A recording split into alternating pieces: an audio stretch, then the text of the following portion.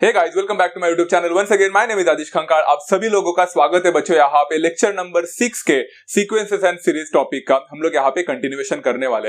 ये जो चैप्टर है आप लोग का जो एचएससी क्लास 11 महाराष्ट्र बोर्ड में मैथ्स 2 में आप लोग को मिलेगा सेकंड चैप्टर। इसके ऑलरेडी हम लोग ने लेक्चर नंबर 5 तक सारी चीजें पढ़ लिए थे। आज हम यहाँ पे कुछ नया कॉन्सेप्ट पढ़ने की कोशिश करने वाले। बच्चों अगर आप लोग को नया कॉन्सेप्ट समझने से पहले अगर पुराने कॉन्सेप्ट सारी चीजें जाननी है तो मैं आप लोग को बताऊंगा। इसका प्लेलिस्ट आपको डिस्क्रिप्शन में मिल जाएगा। पूरा चैप्टर का अब तक लेक्चर नंबर 5 तक जो भी चीजें ली है वहां पे मिल जाएंगे। एट द सेम टाइम यहाँ पे सजेस्टेड वीडियोस में भी आ जाएगा, जरूर जाकर चेक कर लेना। क्योंकि आज का जो टॉपिक हम लोग पढ़ने वाले हैं उससे पहले आप लोग को ज्योमेट्रिक प्रोग्रेशन क्या होता है ये समझना बहुत इंपॉर्टेंट है। एट द सेम टाइम आज हम लोग जो पढ़ने वाले ना बता देता हूं, ये टॉपिक का नाम है बच्चा sum of infinite terms of GP. So अगर आप लोग को sum of infinite terms of GP के बारे में समझना है तो आप लोग को सबसे पहले sum of the first n terms of a GP को समझना बहुत ज्यादा इंपॉर्टेंट होगा। तो sum of the first n terms of a GP का मैंने आप लोग को फॉर्मूला बताया था, जरूर जाकर चेक करें। अगर आप लोग को पता है तो हम लोग स्टार्ट कर सकते हैं, अगर आप लोग को नहीं पता है तो एक बार जरूर जाकर चेक कर लेना कि वो फॉर्मूला कहां से आया, कैसे आया, सारे चीजें बता दिया है। एट द सेम टाइम उसका एक्सरसाइज भी हम लोग ने कंप्लीट किया था, एक्सरसाइज 2.2। आज हम यहाँ पे एक्सरसाइज 2.3 को स्टार्ट भी करेंगे एंड एंड भी करेंगे, but at the same time हम सबसे पहले समझने की कोशिश करेंगे sum of the infinite terms of GP का मतलब क्या होता है। बच्चों इनफाइनाइट टर्म्स तो मतलब समझ में आता है सभी लोगों को। इनफाइनाइट टर्म्स मतलब शुरुआत तो हो गया बट एंड कभी नहीं होगा इसका मतलब। There are no end terms of a GP और हियर इनफाइनाइट मतलब कभी रुकेगा ही नहीं। उसका भी सम निकाला जा सकता है क्या, तो दिखने के लिए थोड़ा सा इम्पॉसिबल एंड अजीब सा लगता है, वियर्ड लगता है कि इनफाइनाइट टर्म्स का सम निकालेंगे तो कैसे, बट निकाल सकते हैं। बट कुछ का निकाला जा सकता है एंड कुछ का नहीं निकाला जा सकता। So that's what we are going to talk about today over here कि किस पर्टिकुलर जीपी का आप लोग को दिया हुआ का आप सम निकाल सकते हैं इनफाइनाइट टर्म्स तक एंड किसका नहीं निकाला जा सकता। बच्चों ध्यान से सुनना, यहाँ पे ये मैं आप लोग को फॉर्मूला चाहो तो डायरेक्टली भी दे सकता था, बट ये फॉर्मूला को डायरेक्टली बहुत सारे कॉलेजेस में टीचर्स देते हैं, बट ये फॉर्मूला आया कहां से ये भी समझना बहुत ज्यादा इंपॉर्टेंट है। कहां पे ये एग्जिस्ट करता है, कहां पे एग्जिस्ट नहीं करता है, ये समझना बहुत ज्यादा इंपॉर्टेंट है। सो इनिशियली 10 मिनट्स आप लोग को मैं एक्सप्लेन करूंगा कि ये फॉर्मूला कहां से आ गया। Okay, so let me tell you over here बच्चा, ध्यान से सुनना, मैं बहुत सी इंपॉर्टेंट टॉपिक बता रहा हूं यहाँ पे। वो ये है कि Sn is equal to a multiplied by 1 minus r to the power n upon 1 minus r। ये फॉर्मूला तो हम लोग ने पहले भी पढ़ाई किया था। This was sum of the first n terms of a GP का फॉर्मूला था, बट वो n टर्म्स के लिए था। आज हम लोग तो यहाँ पे sum of the infinite terms की बात करेंगे। तो ध्यान से सुनो बच्चा, यहाँ पे ये थोड़ा सा लिमिट्स टाइप का कॉन्सेप्ट है जहां पे कोई चीज टेंड टूवर्ड्स तो जाता है, तो आप लोग को अगर पता रहेगा तो बेस्ट है। मैं ना यहाँ पे क्या बोलने वाला हूं, इफ मॉड ऑफ आर, बच्चा आर की वैल्यू की बात नहीं हो रही है, यहाँ पे मॉड ऑफ आर की बात हो रही है। मॉड ऑफ आर मतलब कॉम्प्लेक्स नंबर वाला मॉड्यूलस के साथ कंफ्यूज मत होना। ये मॉड ऑफ आर मतलब मॉड्यूलस जो है वो एब्सोल्यूट वैल्यू आपने 9th स्टैंडर्ड में पढ़ाई किया था, उस मॉड की बात हो रही है। आपको मॉड के बारे में पता है बच्चा? मान के चलो अगर मैंने आप लोग को मॉड ऑफ 2 पूछा तो उसका आंसर था 2, एंड अगर -2 का मॉड पूछा तो भी वो 2 रहता था। मतलब कोई भी नेगेटिव नंबर का भी आंसर पॉजिटिव हो जाता था एंड कोई भी पॉजिटिव नंबर का भी आंसर पॉजिटिव रहता था, बिकॉज एब्सोल्यूट वैल्यू या फिर मॉड्यूलस जिसको हम बोलते हैं वो एक तरह से डिस्टेंस हुआ करता था उस पर्टिकुलर पॉइंट का ओरिजिन से, and distance can never be negative, इसलिए हम इसको बोलते थे मॉड ऑफ पर्टिकुलर वैल्यू। किसी का भी वैल्यू हो वो पॉजिटिव ही रहता था। अब यहाँ पे हम लोग r का वैल्यू पहले निकालेंगे एंड r का वैल्यू निकालने के बाद उसका मॉड्यूलस निकालेंगे, एंड जो मॉड रहेगा ना बच्चा, अगर वो ग्रेटर देन 1 हुआ तो, ग्रेटर देन 1 मतलब जाहिर सी बात है 1 से कोई भी नंबर बड़ा मिल गया आप लोग को, तो क्या होने वाला है मालूम है? तो तब जाकर बच्चा यहाँ पे एज n अप्रोचेस इंफिनिटी, अगर मेरा n का वैल्यू इंफिनिटी तक अप्रोच कर रहा है, मतलब मेरे n टर्म्स जो दिख रहे हैं ना बच्चा, वो n टर्म्स नहीं अभी इंफिनिटी की तरफ जा रहे हैं। तो जरा ध्यान से देखो बच्चों, मैं यहाँ पे एक एग्जांपल देना चाहता हूं, नहीं तो आप कभी समझ नहीं पाओगे। बच्चा mod of r is greater than 1, मान के चलो r का वैल्यू 2 है, रेशो जो है वो 2 है, तो मॉड ऑफ 2 कितना हो जाएगा? 2 हो जाएगा। क्या 2 1 से ग्रेटर है? हाँ ग्रेटर है। तो अगर r का वैल्यू 2 है जो कि 1 से ग्रेटर है, तो होने देखो क्या बन रहा है। अगर n अप्रोच कर लिया इंफिनिटी को तो r to the power n will also approach infinity. कैसे सर बताओ ना, बताने की कोशिश करता हूं। देखो r का वैल्यू 2 था, मतलब r to the power n मतलब 2 टू द पावर n हो जाएगा। अब n का वैल्यू एक एक करके सब्स्टिट्यूट करते जाओ, n का वैल्यू 1 डालते तो 2 टू द पावर 1 2 मिल गया, फिर n का वैल्यू 2 करते तो 2 का स्क्वायर 4 हो गया। आप देख रहे हो बच्चा, जैसा जैसा आपका n का वैल्यू बढ़ रहा है आपका r to the power n का वैल्यू भी बढ़ रहा है। देखो n का वैल्यू अगर मैंने 3 डाल दिया तो 2 का क्यूब हो जाएगा 8, n का वैल्यू अगर 4 डाल दिया तो 2 टू द पावर 4 हो जाएगा 16। दिख रहा है जैसे जैसे n का वैल्यू बढ़ रहा है, इंफिनिटी की तरफ पहुंच रहा है, आपका r to the power n का वैल्यू भी इंफिनिटी की तरफ पहुंचेगा। समझ में आ गया? मतलब in other words both are directly proportional to each other. जैसे आपका n का वैल्यू बढ़ेगा वैसे आपका r to the power n का वैल्यू भी बढ़ेगा। अगर ये इंफिनिटी तक पहुंच रहा है तो ये भी इंफिनिटी की तरफ पहुंचेगा। अभी तो मान के चलो बच्चा, अभी हम लोग को यहाँ पे सम ऑफ इनफाइनाइट टर्म्स निकालना है, मतलब n का वैल्यू इंफिनिटी है, तो जाहिर सी बात है आपका फॉर्मूला में r to the power n भी इंफिनिटी में पहुंचेगा। तो फॉर्मूला में इंफिनिटी डालते हैं तो क्या हो जाएगा, Sn is equal to a multiplied by 1 minus infinity. 1 minus infinity infinity होता है, a multiplied by infinity infinity होता है, and infinity upon 1 minus r भी इंफिनिटी होता है। मतलब Sn का यहाँ पे वैल्यू हो जाएगा इंफिनिटी। एंड आप लोग इंफिनिटी सॉल्व करने आए थे क्या यहाँ पे? बिल्कुल नहीं। इसका मतलब सिंपल सा है कि मैं यहाँ पे फाइनली लिख सकता हूं therefore the sum of the infinite terms does not exist. तो यह वाला कंडीशन कहां से हो गया बच्चा? The sum of the infinite terms of a GP will never exist तभी जब आपका कंडीशन क्या होगा बच्चा, जब mod of r will be greater than 1। तो आपको ये वाला पार्ट याद रखना है बच्चा, समझना है कि r का वैल्यू अगर आप मॉड निकालते हो, कोई भी कॉमन रेशियो का आप लोग ने मॉड निकाला, अगर वो 1 से ज्यादा हो गया तो आपको सॉल्व करने की जरूरत नहीं है, बिकॉज वो सॉल्व ही नहीं होगा, वो इंफिनिटी तक पहुंचेगा, इसलिए हमें आंसर ही नहीं मिलेगा। इसलिए हम डायरेक्टली लिखेंगे the sum of the infinite terms does not exist at all. Clear है? तो sum of the infinite terms exist नहीं कर रहा तो सिखा क्यों रहे? रुको रुको रुको, अब यहाँ पे सेकंड वाला कंडीशन आ रहा है। If mod of r is less than 1, अगर मेरा कॉमन रेशियो कुछ भी मिल रहा है उसका अगर मैंने मॉड निकाला एंड अगर वो 1 से छोटा निकला तो क्या होने वाला है? एज n अप्रोचेस इंफिनिटी, ध्यान से सुनो, जैसे मेरा n का वैल्यू इंफिनिटी की तरफ पहुंचेगा, क्या मेरा इस बार r to the power n का वैल्यू इंफिनिटी तक पहुंचेगा क्या? सोचते हैं। चलो फिर से r का वैल्यू कुछ तो ऐसा लेते हैं जो 1 से छोटा हो, मतलब मॉड ऑफ r 1 से छोटा हो, मान के चलो 0.1 लेते हैं। चलो 0.1 का मॉड निकालो, कितना होता है? 0.1। 0.1 क्या 1 से छोटा है? डेफिनेटली। तो यहां पे देखो बच्चा, अब मैं r का वैल्यू 0.1 समझने वाला हूं, तो r to the power n मतलब 0.1 टू द पावर n समझने की कोशिश करो, मेरे साथ लिखो चाहिए तो। अब n का एक वैल्यू डालते जाओ starting from a natural number. तो 0.1 टू द पावर n मतलब 0.1 टू द पावर 1 कितना हुआ? 0.1। अब मैं n का वैल्यू बढ़ाता हूं, n का वैल्यू 1 से लेकर 2 कर दो तो 0.1 का स्क्वायर हो जाएगा। कैलकुलेटर में चेक करो बच्चों, 0.1 का स्क्वायर कितना है? 0.01। डू यू सी समथिंग यहाँ पे बहुत एक अनयूजुअल हो रहा है एंड यहाँ पे एक इंटरेस्टिंग पार्ट हो रहा है। आपने देखा होगा n का वैल्यू 1 था तब r to the power n का वैल्यू 0.1 था, n का वैल्यू जब 2 हुआ तो r का value r to the power n का वैल्यू 0.01 हुआ। इसका मतलब है बच्चों जैसे मेरा n का वैल्यू बढ़ा, मेरा r to the power n का वैल्यू उल्टा छोटा हुआ। 0.1 से छोटा होता है 0.01। अगर मैं यहाँ पे r क्यूब मतलब 0.1 का क्यूब करता और एक n बढ़ाता तो ये 0.001 बन जाता, मतलब और छोटा हो जाता। तो यहाँ पे इनवर्सली प्रोपोर्शनल दिख रहा है आप लोग को? एब्सोल्युटली। जैसे आपका n का वैल्यू इंफिनिटी तक पहुंच रहा है, उल्टा आपका r to the power n infinity की तरफ नहीं, उल्टा नीचे की तरफ जा रहा है। एंड वो कहां पे पहुंच रहा है बच्चा? 0.1 से 0.01 फिर 0.001, मतलब ये 0 को अप्रोच कर रहा है। मतलब I can say r to the power n will approach 0। A very important concept guys, right? यहाँ पे इंफिनिटी की तरफ पहुंच रहा है n, तो r to the power n उल्टा और छोटा होते जा रहा है। तो बच्चों जब n अप्रोच कर रहा था इंफिनिटी तो r to the power n 0 का अप्रोच कर रहा था। तो व्हाट इफ n इंफिनिटी बन गया? तो जब n इंफिनिटी बन जाता है तो r to the power n भी 0 बन जाता है। तो अभी आप लोग वो Sn के फॉर्मूला में सब्स्टिट्यूट करोगे तो आपका नया फॉर्मूला क्या होगा मालूम है बच्चा? It will become the sum of infinite terms of GP will be equal to s is equal to, अभी Sn नहीं लिखने का because sum of the first n terms नहीं निकाल रहे, सिर्फ s लिखोगे, is equal to a multiplied by 1 minus r to the power n, but r to the power n तो 0 है, तो 1 माइनस 0 हो जाएगा, मतलब 1 a इंटू 1 मतलब सिर्फ a बचेगा ऊपर एंड नीचे 1 minus r will remain the same. ये रहा आपका फॉर्मूला बच्चों, the sum of infinite terms of a GP, the formula is S is equal to A upon 1 minus R, and this formula is even more easier than the formula that we have learnt over in the previous one. तो बहुत ज्यादा simple सा formula बच्चा, पहले तो हम लोग को 1 minus R to the power n भी डालना पड़ता था, अभी वो सब सारी चीजें है ही नहीं, उल्टा ये तो और भी इजी हो गया।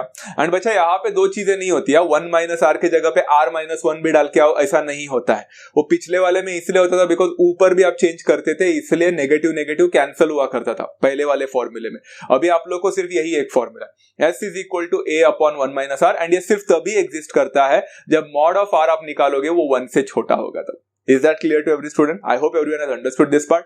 लिख के रखो बच्चा। अब स्टार्ट करते हैं यहाँ पे एक्सरसाइज 2.3 के क्वेश्चंस। टोटल 8 क्वेश्चंस है, बहुत सारे सब क्वेश्चंस है, सारे सब क्वेश्चंस नहीं लिए हैं मैंने because I know that all the questions are so easy to solve.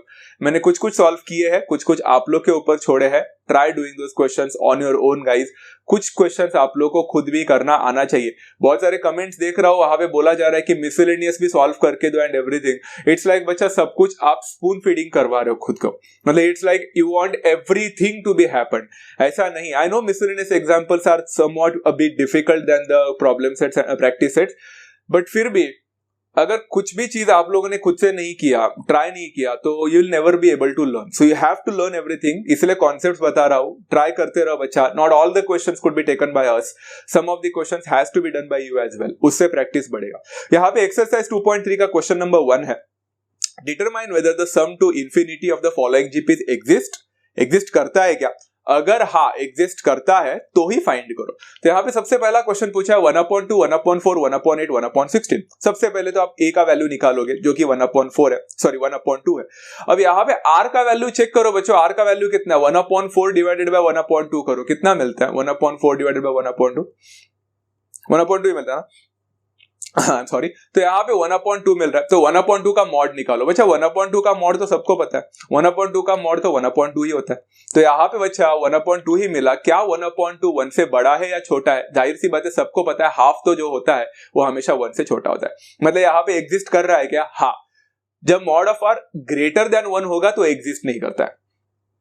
अगर 1/2 है जो कि मॉड ऑफ आर है, अगर वो लेस देन 1 मिला तो वो एग्जिस्ट करता है। तो यहाँ पे हम लोग लिख सकते हैं S is equal to A upon 1 minus R, जहां पे सिर्फ आप लोग को फॉर्मूला सब्स्टिट्यूट करना है। चाहो तो आप लोग लिख सकते थे वहां पे the sum of infinity of the following GP exist करके, अगर आपको एक स्टेटमेंट एक्स्ट्रा बढ़ाना है तो बढ़ा सकते हैं। तो यहाँ पे तो मुझे तो पता चल गया जीपी का sum of infinite terms exist कर रहा है। तो यहाँ पे a का वैल्यू हाफ है, divided by 1 minus mod of r मत डालो। अच्छा, बहुत सारे बच्चे यहाँ पे एक मिस्टेक करते हैं, वो मॉड ऑफ आर का वैल्यू डाल के आते हैं। हाँ, यहाँ पे mod of r and r दोनों सेम होने की वजह से अच्छी बात है हमारे लिए, it's a good thing, but not all the time it will be the same thing. Okay, समझने की कोशिश करना, एक ऐसा क्वेश्चन आने वाला है। तो यहाँ पे r का वैल्यू हाफ डाल दिया, सबको पता है हाफ आएगा ऊपर, नीचे भी 1 माइनस हाफ तो हाफ ही होता है। Half upon half gives me the answer as 1, आपका काम खत्म हो गया। So you have definitely found out the sum of infinite terms over here and it was as simple as that. चलो going for the for another question, मैंने सब question number 2 आप लोग के ऊपर छोड़ दिया है, बहुत सिंपल है, खुद से कर लेना। सब क्वेश्चन नंबर 3 में ट्राई कर रहा हूं, -3, 1, -1/3, 1/9। इसे मैंने इसलिए लिया है बिकॉज यहाँ पे नेगेटिव नंबर्स भी इन्वॉल्व है, आपको बताना था। a का वैल्यू तो सबको पता है -3 है, बट अगर हम लोग बात करेंगे r की, बच्चों मैं r की बात कर रहा हूं, तो r इज 1 डिवाइडेड बाय -3, मतलब 1/-3। तो मॉड ऑफ आर क्या हो जाएगा? मॉड ऑफ 1/-3 हो जाएगा, बिकॉज आर का वैल्यू -1/3 बोल सकते हैं, नहीं तो 1/-3 बोल सकते हैं, 1 and the same thing. But बच्चों जब मैंने मॉड निकाला, अब 1/-3 1 से छोटा होता है, बट 1/3 अगर मॉड निकालने के बाद 1/3 बचेगा, क्या ये 1 से छोटा होगा? ये भी छोटा होगा। तो 1/3 is less than 1। Always make the mod and then only then check, बराबर है। पर यहाँ पे तो दोनों सेम थे, तो it's 1 and the same thing.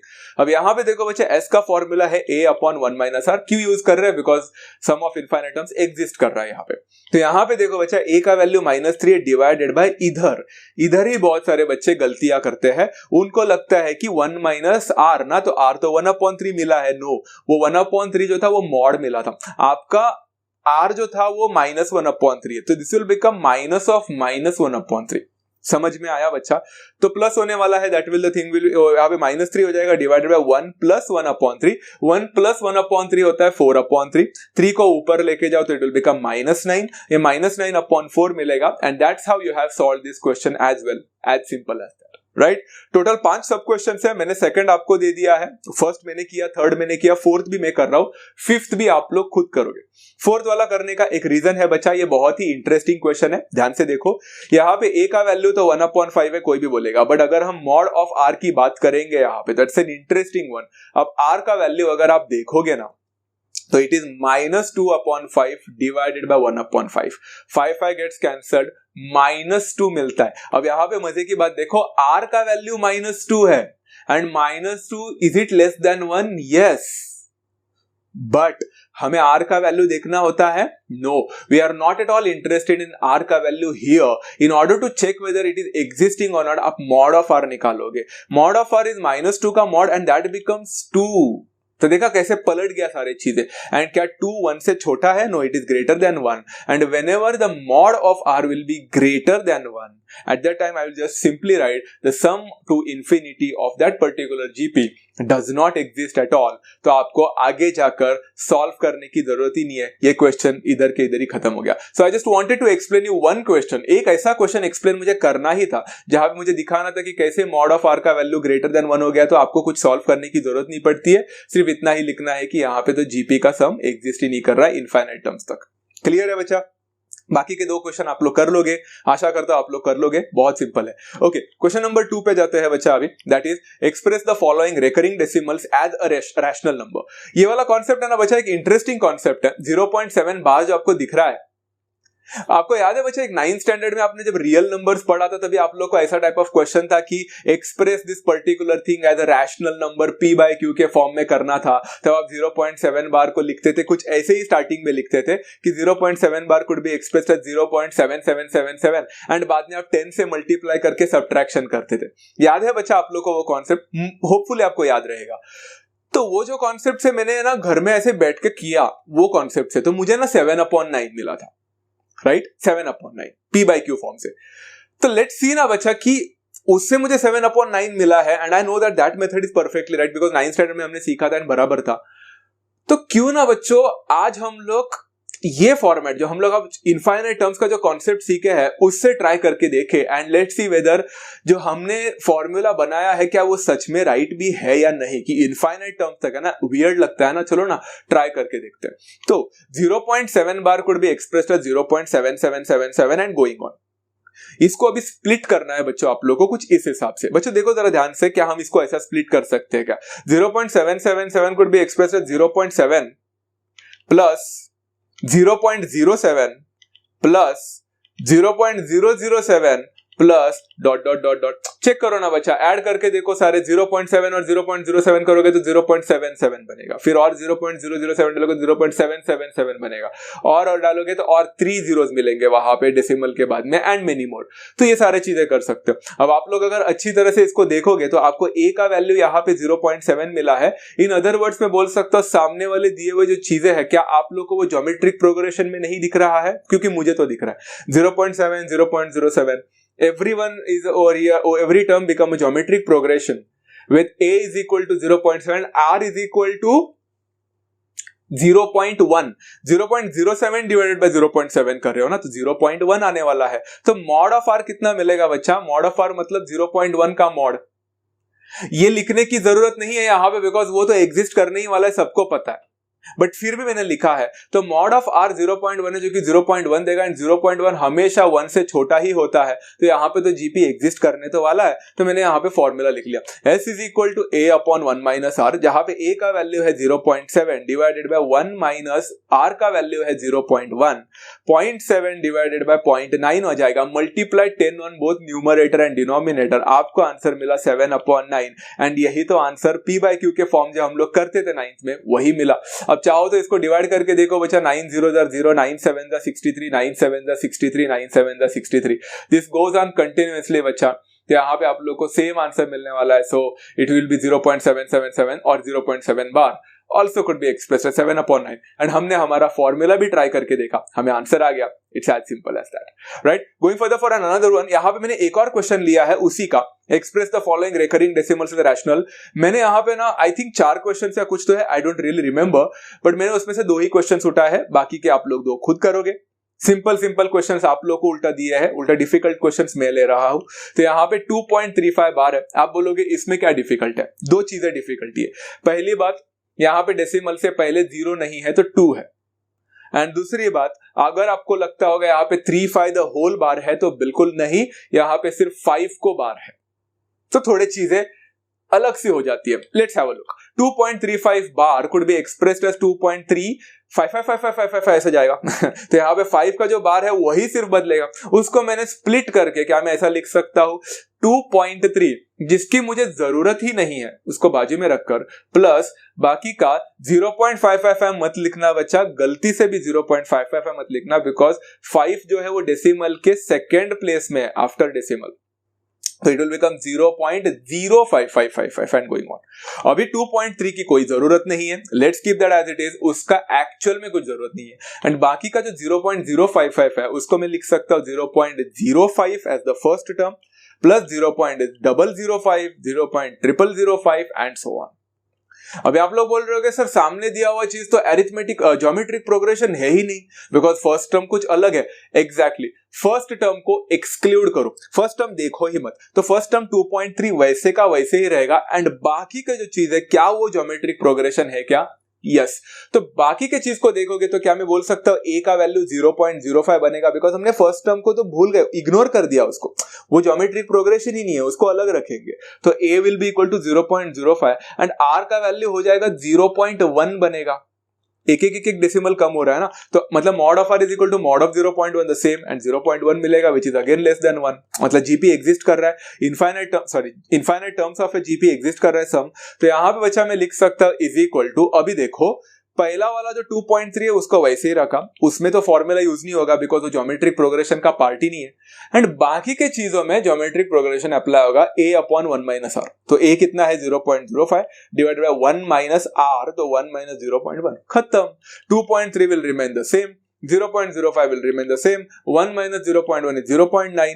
यहाँ पे बच्चा आप लोग क्या कर सकते हैं मालूम है? You could do one thing, आप यहाँ पे 100 से मल्टीप्लाई कर सकते हैं, तो 100 से मल्टीप्लाई करोगे तो ये 5 बनेगा, एंड ये बनेगा बच्चा 90।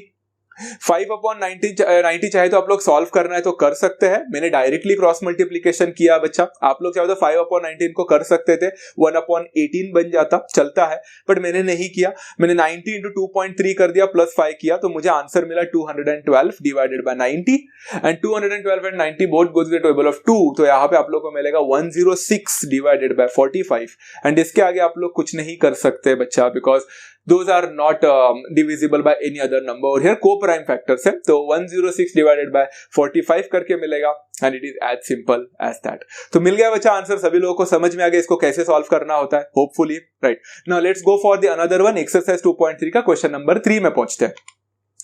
If the common ratio of a GP is 2/3 and the sum to infinity is 12, find the first term। इससे इजी और चिंदी क्वेश्चन और कोई नहीं।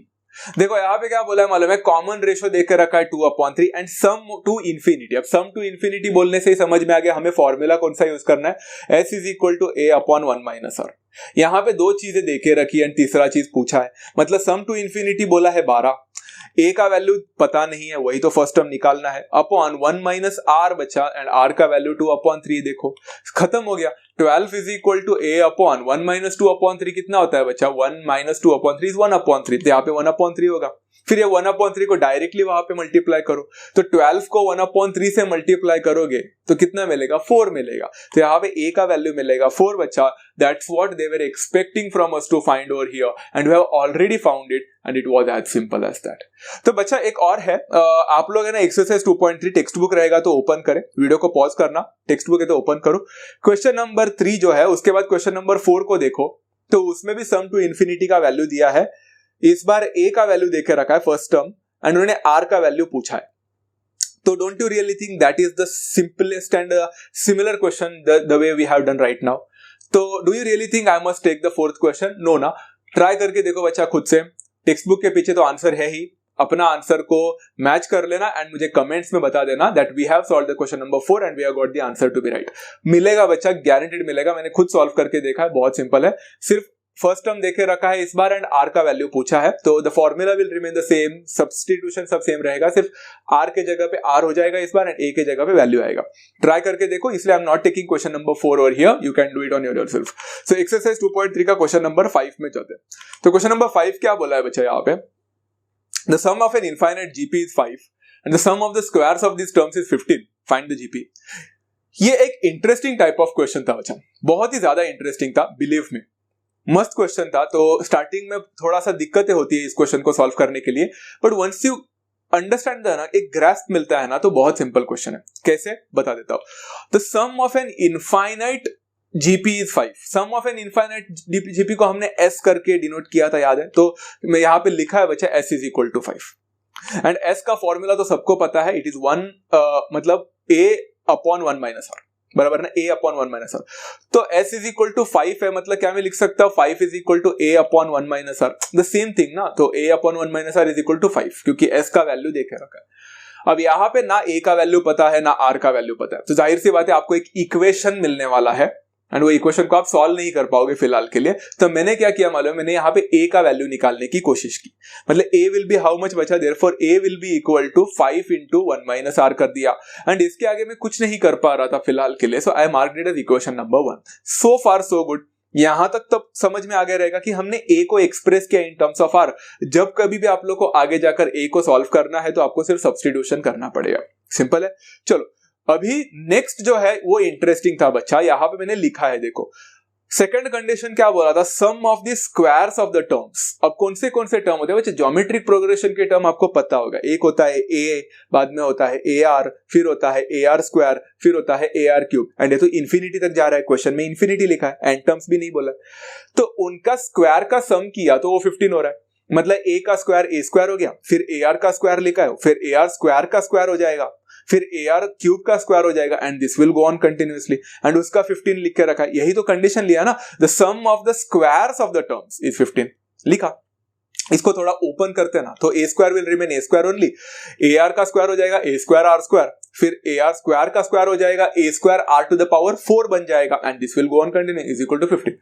अब यहाँ पे बहुत सारे बच्चे या फिर टीचर्स क्या करते हैं कि a स्क्वायर को कॉमन लेते हैं, मैंने तो लिया भी नहीं, बिलीव मी मैंने लिया नहीं। आप बोलोगे क्यों, listen to me very carefully. अब यहां पे देखो बच्चा, एक इंटरेस्टिंग कॉन्सेप्ट है कि आप लोग अगर देखोगे तो पहला टर्म a स्क्वायर है एंड दूसरा term a square r square है, तीसरा term a square r to the power 4 है। कोई भी कॉन्सेक्यूटिव टर्म्स का रेशियो लो ना, आपको रेशियो क्या मिल रहा है, आप देख सकते हो a square r square divided by a square करोगे तो आपको r स्क्वायर मिलेगा। अगर आप a square r to the power 4 को a स्क्वायर r स्क्वायर से डिवाइड करोगे तो भी आपको रेशियो r स्क्वायर मिलेगा, मतलब यहाँ पे कॉमन रेशियो है एंड कॉमन रेशियो r नहीं है r स्क्वायर है। तो ये जीपी है, ये जीपी है, इनफाइनाइट टर्म्स जगह आ रहा है तो फॉर्मूला यूज कर सकते हैं डेफिनेटली, बट इस बार जो आपका फॉर्मूला यूज होगा उसमें a नहीं आएगा because first term a square है एंड r नहीं आएगा because common ratio r square है, इसलिए फॉर्मूला यूज होगा वही a upon 1 minus r, but सिर्फ फर्स्ट टर्म आपका a स्क्वायर बन जाएगा एंड आपका कॉमन रेशियो r स्क्वायर बन जाएगा, सिर्फ इतना है। अंडरस्टूड, तो कंफ्यूज मत होना, फॉर्मूला मैंने वही यूज किया सम ऑफ इनफाइनाइट टर्म्स, बट इस बार मेरा फर्स्ट टर्म a स्क्वायर है ना एंड मेरा कॉमन रेशियो r स्क्वायर है, इसलिए ऐसा हो गया and that will be equal to 15। अब यहाँ पे देखो बच्चा मैं क्या करने वाला हूँ, a का स्क्वायर है तो सबको पता है a का वैल्यू तो मुझे ऑलरेडी पता है 5 इंटू 1 माइनस आर, तो उसका स्क्वायर हो जाएगा, तो 5 का स्क्वायर 25 बनेगा एंड 1 माइनस आर का स्क्वायर मतलब 1 minus r the whole square बनेगा। इक्वेशन नंबर 1 से divided by 1 minus r the whole square, 1 minus r square is equal to 15, इसको इक्वेशन नंबर 1 बोल दिया फ्रॉम इक्वेशन नंबर 1। अब देखो बच्चों यहाँ पे 25 multiplied by 1 minus r square I kept as it is, but अगर नीचे देखोगे तो आपको दिखेगा ये तो a square minus b square का फॉर्मूला है a plus b a minus b, मतलब 1 प्लस आर 1 माइनस आर या फिर 1 माइनस आर 1 प्लस आर, किसको क्या फर्क पड़ता है, इज इक्वल टू 15। ऐसा क्यों किया होगा बच्चा यहाँ पे, बिकॉज कुछ कैंसलेशन हो रहे हैं, नीचे 1 माइनस आर कैंसिल हो जाएगा, ऊपर का एक 1 माइनस आर कैंसिल होगा, तो ऊपर बचेगा सिर्फ 25 multiplied by 1 minus r and नीचे बचेगा बच्चा 1 प्लस आर ही बचेगा, जिसको मैं उधर लेके जा सकता हूं, तो 15 मल्टीप्लाइड बाय 1 प्लस आर बनेगा। वेरी सिंपल है, कुछ कैलकुलेशन में बचा नहीं है बच्चा, open the brackets, 25 minus 25 r is equal to 15 plus 15 r and सारे टर्म्स को एक साथ लो ना, इतना तो आप कर ही सकते हो। -25r उधर जाएगा तो 40r हो जाएगा, 15 उधर जाएगा तो 10 हो जाएगा, तो आपको 40r इज इक्वल टू 10 मिलेगा। तो आपको r का वैल्यू मिलेगा बच्चा 10/40, दैट इज इक्वल टू 1/4। आपको r का वैल्यू 1/4 मिल चुका है बच्चों यहाँ पे। It's a very very very simple concept, आपको r यहाँ पे मिल चुका है। अब r मिलने के बाद क्या आप यहाँ पे a का वैल्यू फाइंड कर सकते हैं? सब्स्टिट्यूट करके देखोगे जरा बच्चा खुद से। a is equal to 5 into 1 minus 1/4. 1 minus 1/4 is 3/4. तो 5 into 3/4 15/4। तो a का वैल्यू मैंने यहाँ पे 15/4 करके तो दिया है, बट मैंने सॉल्व नहीं किया। अभी आप लोग उतना तो करोगे। a का वैल्यू मिला, r का वैल्यू मिला है। क्या यही चीजें चाहिए होती है? हाँ, क्योंकि उन्होंने पूछा है फाइंड द जीपी। मिल गया जीपी। जीपी में सबसे पहला टर्म क्या होगा बच्चा? The required GP is first term, that is 15/4। उसके बाद r से मल्टीप्लाई करते जाओ, तो 15/4 into 1/4 15/16। फिर से 1/4 से मल्टीप्लाई करो तो 15/64 and so on and so forth. And that's how you got the GP over here. Question difficult लगता है, एक्चुअल में बहुत सिंपल है। Is that clear? चलो let's go for exercise 2.3 question number 6। आज का यहाँ पे थर्ड लास्ट क्वेश्चन। यहाँ पे भी बच्चा फाइंड करने बोला है, उसमें सब क्वेश्चंस आई गेस 4 है, मैंने उसमें से 2 लिए हैं, बाकी के 2 इजी है, खुद से कर लेना। मैंने एक सबसे पहला बेसिक उठाया है एंड उसके बाद में दूसरा जो है बच्चा वो थर्ड सब क्वेश्चन लिया है, थोड़ा सा एडवांस्ड है। तो मैंने एक बेसिक और एक एडवांस्ड उठाया, बाकी के 2 क्वेश्चन आप लोग कर लोगे। सबसे पहला क्वेश्चन बोला है बच्चा सिग्मा समेशन, याद आ रहा है कुछ? हाँ, sigma r is equal to 1 से लेकर इंफिनिटी और 4 into 0.5 to the power r। Simple question है यार, सच में बताता हूं। देखो, सिग्मा का मतलब होता है समेशन, मतलब सबको ऐड करना है, एंड r का वैल्यू 1 से शुरुआत होकर इंफिनिटी तक जा रहा है। मतलब मैं लिख सकता हूं, इसको ऐसे करके एक्सप्रेस किया जा सकता है that 4 multiplied by 0.5 to the power 1 बनेगा। सिर्फ 0.5 को पावर है ना बच्चा, 4 को r नहीं पावर दिया है, तो 0.5 के पास ही सिर्फ पावर है, तो 0.5 टू द पावर 1 प्लस, क्योंकि सिग्मा है एडिशन है, 4 मल्टीप्लाइड बाय 0.5 का स्क्वायर बनेगा, plus this will go on continuously बच्चा, बिकॉज इंफिनिटी तक बोला है इस बार, तो हमें कोई रुकना भी नहीं है, तो बहुत सिंपल है। यहाँ पे अगर आप लोग देखोगे, क्या इसमें मैं 4 को कॉमन नहीं ले सकता? डेफिनेटली ले सकता हूं। आई हैव टेकन 4 कॉमन, तो बचे हुए चीजें will be 0.5 plus 0.5 square plus 0.5 cube till infinity. इसमें बच्चा आप लोगों को कुछ करने की जरूरत नहीं है, चेक करने की जरूरत नहीं, बट अगर आप लोगों को चेक करना है तो कर सकते हैं कि यहाँ पे आपका a का वैल्यू तो 0.5 है, बट r का वैल्यू भी 0.5 है, तो 0.5 का मॉड 0.5 ही होता है, and 0.5 is less than 1, yes it is less than 1, so infinity तक सम एग्जिस्ट करता है, सॉल्व कर लेते हैं, राइट। तो यहाँ पे क्या हो जाएगा, मतलब 4 will remain the same, and यहाँ पे आप फॉर्मूला यूज करोगे a मतलब 0.5 डिवाइडेड बाय 1 माइनस r मतलब 1 माइनस 0.5, सिंपल। एंड यहाँ पे 4 will remain the same, 0.5 will remain the same, divided by 1 minus 0.5 भी 0.5 ही होता है, दोनों कैंसिल हो जाएगा एक दूसरे के साथ, 4 into 1 will become 4। Don't you really think the question seem very difficult, but actually कितना सिंपल था, सिर्फ आप लोग को जीपी अलग से निकाल के उसमें फॉर्मूला सब्स्टिट्यूट करना था। अगर आपको लगता है कि सर सबसे पहला क्वेश्चन तो कोई भी कर सकता है सर, और एक करके दिखाओ, तो I will take the another question over here, question number 6 का sub question number 3। So you might be thinking, हाँ ये थोड़ा सा अलग लग रहा है यहाँ पे, that sigma summation of r is equal to 1 to infinity -8 multiplied by -12 to the power r। कुछ भी डिफिकल्ट नहीं है, let's have a look over here, बहुत सिंपल है। देखो, इसको क्या मैं ऐसा लिख सकता हूं बच्चा, -8 multiplied by -12 to the power 1 मतलब -12 plus -8 multiplied by -12 to the power 2 plus -8 multiplied by -12 to the power 3 plus go on and go on.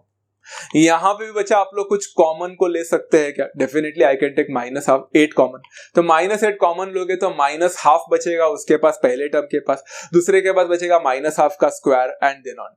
तो यहाँ पे बच्चा आप लोग को सॉल्व भी करने की जरूरत नहीं है, -12 का स्क्वायर वगैरह करने भी कोई जरूरत नहीं है। It's a very simple procedure बच्चा, -8 बाहर ही रखो एंड आप लोग खुद चेक कर सकते हो, पहले में -12 है, दूसरे में -12 का स्क्वायर बना। अब -12 का स्क्वायर तभी बनता है जब मुझे -12 से फिर से मल्टीप्लाई करना पड़ता है।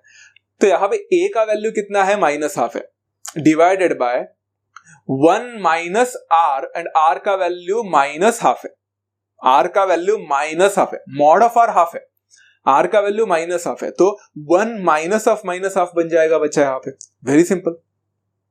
देखो ना माइनस हाफ से बढ़ रहा है ना, minus half to the power 1 था, फिर माइनस हाफ का स्क्वायर बन गया, तो माइनस हाफ से ही मल्टीप्लाई हो रहा है, तो आर का वैल्यू माइनस हाफ है, राइट। तो यहाँ पे बच्चा अगर आप लोग करोगे तो सबसे पहले देखो ऊपर न्यूमरेटर एंड डिनोमिनेटर में माइनस माइनस है तो मल्टीप्लाई हो जाएगा, तो इट विल बिकम पॉजिटिव, तो मेरा माइनस गायब हो गया। 8 मल्टीप्लाइड बाय हाफ ऊपर का वैसे ही रहा, डिवाइडेड बाय नीचे माइनस माइनस प्लस हो जाएगा, तो 1 प्लस हाफ विल बिकम 3/2, तो नीचे 3/2 बन जाएगा। सबको पता है बच्चों दैट यहाँ पे 2 and 2 विल गेट कैंसल्ड, तो 1/3 ही बचेगा, एंड 8 बाहर है तो 8 into 1/3, तो 8/3 बनता है, तो this will become the answer at 8/3। Did you really realise that this question is so easy to understand? इसमें आप लोग को मतलब मुझे बताने की भी जरूरत नहीं थी, आप लोग को एक्सप्लेन करने की भी जरूरत नहीं थी, you could have done this on your own as well. Very simple concept, right. यहाँ पे क्वेश्चन नंबर 6 हो गया है। Let's move on for the sub question, question number 7, the second last question, and this question is very very very interesting. मैं यहाँ पे बच्चा इसको पूरी तरह से नहीं समझाने वाला हूं, मैं आप लोग को हिंट्स देने वाला हूं ताकि ऐसे टाइप ऑफ क्वेश्चंस आप खुद करना अभी से सीखे। देखो बच्चा क्या है, the mid points of the sides of a square of side 1। बच्चा यहाँ पे 1 यूनिट नहीं लिखा है, 1 सेंटीमीटर नहीं लिखा है, वो 1 यूनिट है एक्चुअली। मतलब उनको बोलना है कि ऐसा स्क्वायर है जिसका साइड 1 यूनिट का है, एक एक साइड जो है वो 1 यूनिट के, चाहे 1 सेंटीमीटर हो 1 मीटर हो कुछ भी हो, 1 यूनिट का है, are joined to form a new square. समझा नहीं क्वेश्चन, बराबर है। मान के चलो आपके पास एक स्क्वायर है, एंड स्क्वायर का है ना बच्चा मिड पॉइंट्स लिए। अभी कितने मिड पॉइंट्स होंगे बच्चा? 4 साइड है तो 4 मिड पॉइंट्स होने वाले। उन 4 मिड पॉइंट्स, पहली बात तो स्क्वायर को बताता हूं कि ये 1 यूनिट का है, तो मैंने 1 लिखा है, हर एक साइड 1 यूनिट का है। And mid point of the side of a square, mid point ले लो, उसको ज्वाइन करो। आपको पता है ज्वाइन करने के बाद एक और स्क्वायर बनता है। नहीं समझा? देखो ऐसा कुछ, I have joined all the midpoints over here and मुझे एक और अंदर स्क्वायर मिलता हुआ दिख रहा है। Can you see that part? अब यहाँ पे बच्चा मैंने स्क्वायर है इसलिए सभी लोगों को पता है कि 90 डिग्री है, तो I have explained that part. I have shown in the diagram as well यहाँ पे कि 90 डिग्री है। क्यों 90 डिग्री है बताना था, बहुत इंपॉर्टेंट है। तो यहाँ पे बच्चा एक और स्क्वायर बन गया। एंड आपको पता है बच्चा this procedure is to be repeated indefinitely. Indefinitely मतलब कोई डिफाइंड नहीं है, ये तो इनफाइनाइट अमाउंट ऑफ प्रोसेस से कर सकते हैं। मतलब देखो ना, अगर आप अंदर के स्क्वायर का भी मिड पॉइंट लेते तो अगर आप लोग स्क्वायर बनाते एक और स्क्वायर बनता, तो उसका भी मिड पॉइंट लेते तो और एक स्क्वायर बनता, तो ये चलते रहता। It's like infinitely many squares are you going to get over here। एक छोटा छोटा माइन्यूट होते बैठेगा, ऐसा कुछ मिलने वाला है, बराबर है। तो अलग अलग स्क्वायर्स है, तो उन्होंने बोला कि जब ऐसा करते करते बच्चा आप लोग को बहुत सारे स्क्वायर्स मिलने वाले, इन्फिनिटी स्क्वायर मिलने वाले हैं, तो हर एक इनफाइनाइट स्क्वायर का एरिया का ऐड करके आपको सम निकालना है। The sum of all the squares, sum of the areas of all the squares. And second पूछा है the perimeters of all the squares. Okay, तो एरिया का फॉर्मूला होता है साइड स्क्वायर एंड पेरीमीटर का स्क्वायर फॉर्मूला होता है 4 into side, ये तो सबको पता है। बट इनफाइनाइट जा रहा है बच्चा, अभी इधर ही तो कहानी में ट्विस्ट है। आपको पता है बच्चा इसका आंसर आप तभी निकाल पाओगे जब आप लोग को स्क्वायर के साइड पता होंगे। अब आपको बाहर के साइड स्क्वायर का साइड तो पता है 1 यूनिट है, बट आपको अंदर का पता है क्या? नहीं ना, तो अंदर के साइड का अंदर का जो स्क्वायर है उसका भी तो साइड निकालना पड़ेगा। तो इसमें है ना बच्चों, सच बताओ ना तो आप रफ में कर सकते हैं, नहीं तो ना आप लोग ट्राई तो कर सकते हो। बहुत सिंपल है बच्चा, देखो कैसा है। मिड पॉइंट लिया है तो जाहिर सी बात है बच्चा, ये साइड जो आप लोग को दिख रहा है, कोई भी एक राइट एंगल ट्रायंगल ले लिया मैंने वहां पे, तो आपको नहीं लगता बच्चा वो जो साइड आपको दिख रहा है वो हाफ होगा, एंड ऊपर का जो साइड होगा वो भी हाफ ही होने वाला है। मैंने नहीं दिखाया है, मैंने बोला ना मैं हिंट देने वाला हूं। तो ये साइड हाफ हो गया, ऊपर का भी साइड हाफ हो गया। And can you see that's a right angle triangle, and right angle triangle में बच्चा ये हाफ हो गया, वो हाफ हो गया, मतलब दोनों साइड आपको हाफ ऑफ मिले, तो आप हाइपोटेन्यूज नहीं निकाल सकते बाय पाइथागोरस थ्योरम? डेफिनेटली निकाल सकते हो। तो बच्चों जरा सोचो ना, ये हाफ है, ये हाफ है, तो this will become half square plus half square is equal to hypotenuse square. Hint दे रहा हूं, लिखो half square plus half square is equal to hypotenuse square. Half का स्क्वायर होता है 1/4, हाफ का स्क्वायर होता है 1/4, 1/4 प्लस 1/4 होता है 2/4, 2/4 मतलब 1/2। हाइपोटेन्यूज का स्क्वायर इज 1/2, तो हाइपोटेन्यूज कितना रहेगा? 1/√2। वहां पे लिखा देखो, can you see over here बच्चा, जो हाइपोटेन्यूज था वो एक तरह से हाइपोटेन्यूज राइट एंगल ट्रायंगल के लिए था, बट वो ही हाइपोटेन्यूज उस पर्टिकुलर स्क्वायर का एक साइड भी था, तो आपको अंदर के एक स्क्वायर का साइड भी मिल गया। Can you see that part बच्चा? हाँ, अब यहाँ पे एक और कहानी में ट्विस्ट है। बहुत सारे बच्चे ट्राई करना चाहते तो कर सकते हैं कि अंदर एक और स्क्वायर है ना, उस स्क्वायर का भी मिड पॉइंट निकालो। तो 1/√2 का और आधा हो जाएगा तो 1/2√2 हो जाएगा। तो 1/2√2 का हाइपोटेनस निकालोगे तो आपको दूसरा स्क्वायर, अंदर का स्क्वायर का साइड मिलेगा। गारंटेड बच्चा हाफ मिलता है, ट्राई करके देखो, हाफ मिलता है, हाफ। ओके तो ये आप लोगों को मैं असाइनमेंट दे रहा हूं, खुद से करें। अंदर एक और स्क्वायर बना के देखें एंड उस स्क्वायर का साइड्स को, मतलब राइट एंगल ट्रायंगल का साइड्स को ऐड करके हाइपोटेनस निकाले। हाइपोटेनस का स्क्वायर 1/4 मिलेगा, मतलब हाइपोटेनस 1/2 मिलेगा, गारंटेड 1/2 मिलेगा। देखो चेक करो। तो मतलब एक तरह से ऐसा बोल सकता है बच्चा, the sum of the areas of all the squares will be equal to हर एक स्क्वायर का साइड, मतलब हर एक स्क्वायर के साइड का square, side square plus side square plus side square plus side square. पहले साइड का स्क्वायर क्या है बच्चा? 1, तो 1 स्क्वायर हो जाएगा। दूसरे स्क्वायर का साइड क्या है बच्चा? 1/√2, मतलब 1/√2 का स्क्वायर हो जाएगा। तीसरे का क्या होगा बच्चा? हाफ होगा, तो 1/2 का स्क्वायर होगा। अब बार बार सारे चीजें थोड़ी ना निकाल सकते हो बच्चों, तो यहाँ पे इंफिनिटी तक जाने वाला है। So this is an infinite procedure. Very simple बच्चा, बहुत सिंपल है। सिर्फ आपको पाइथागोरस थ्योरम यूज करना आना चाहिए ऑन द सर्ट्स। ओके यहाँ पे आप लोग देख सकते हैं बच्चा, 1 का स्क्वायर तो 1 ही होता है, 1/√2 का स्क्वायर हाफ होता है, 1/2 का स्क्वायर 1/4 होता है, and this goes on continuing. क्या आपको यहाँ पे जीपी दिखा? Exactly. This is a GP where A is equal to 1 and R is equal to half. Mod of R will also be half. Mod of R half है तो वो 1 से छोटा है। Infinity यहाँ पे exist करता है, sum of infinity. Yes, हम जा सकते हैं बच्चा फॉर्मूला से, and the formula was S is equal to A मतलब 1 हो जाएगा डिवाइडेड बाय 1 minus R मतलब 1 minus half। तो यहाँ पे 1 will remain the same 1 and 1 minus half will become half। सबको पता है हाफ का ऊपर हो जाएगा तो 2, that will become answer as 2। and the sum of the areas of all the squares, सारे स्क्वायर्स का अगर आप एडिशन करते तो आपको यहाँ पे जो आंसर मिलता है वो मिलता है 2 यूनिट स्क्वायर।